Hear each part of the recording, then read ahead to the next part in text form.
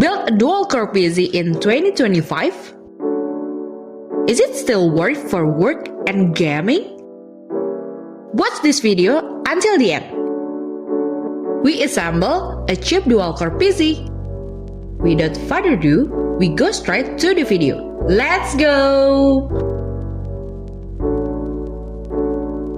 Hello everyone, back again at Rumania channel. Back again with me in the content of building a PC episode 11. Before going to the video, don't forget to subscribe first. Leave a trace in the comment column. Fill in the thanks button too. Hehehe. In this content, we want to build a dual-core gaming PC. Can still run what kind of application? Let's go straight to the components. The first component is MOBO. Because this PC is a cheap spec, we use a MOBO produced in 2015, already approximately 9 years old, namely ECS H110M C43. Using socket Intel 1151, this MOBO supports 6th and 7th generation. Basic MOBO of its era. Has 2 RAM slots, SSD and VMA slot, disk hub and HDMI for display. Relatively complete for a basic MOBO at the time, for the price is around 300,000 rupiah.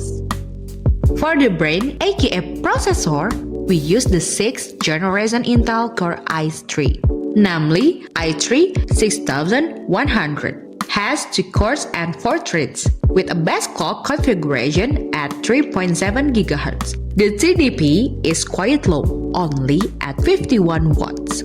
In 2025, this seems to be minimum CPU for low-spec gaming. If you want a smoother gaming experience, at least 4 cores or 6 core anyway. 2 cores are already a bit weak, can catch up with the requirement of existing games. For the price around 150,000 rupiah.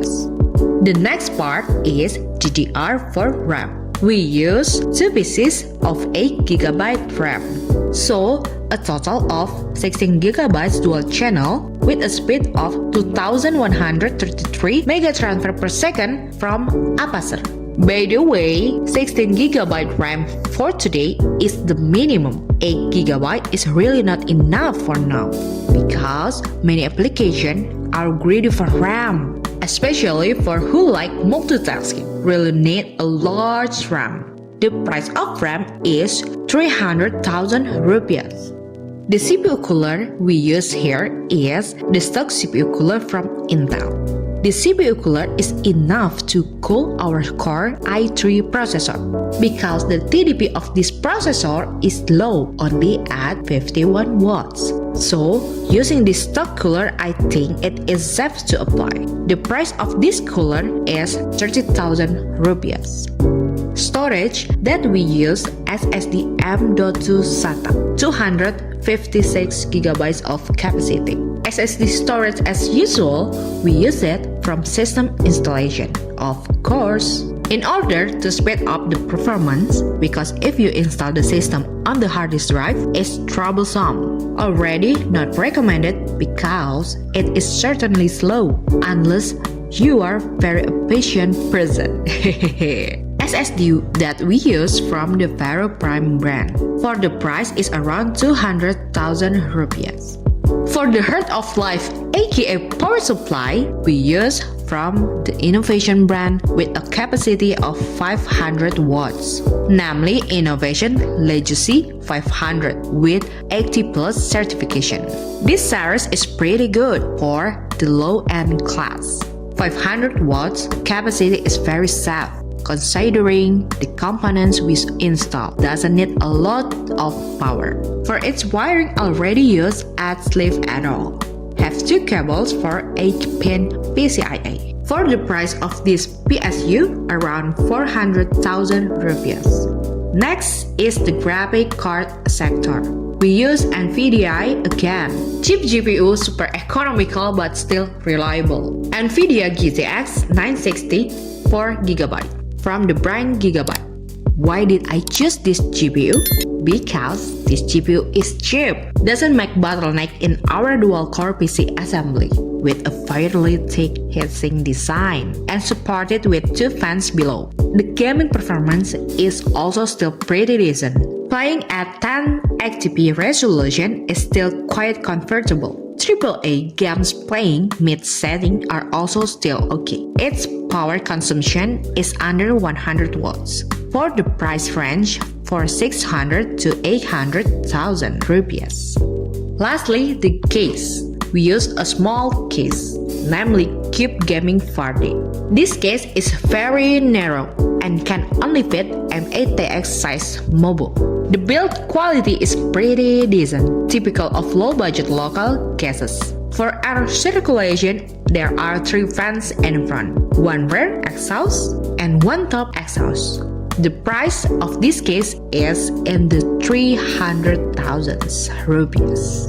The part is complete. Skoilah, we assemble. Let's go!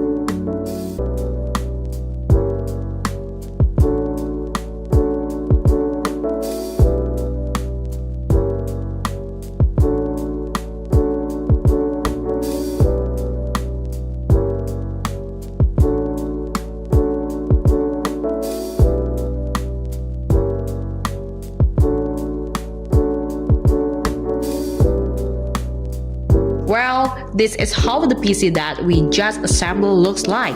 Very ordinary, but looks solid. Black color with the greens accents on the fan casing. Are you curious about this performance? Skip with us, let's go!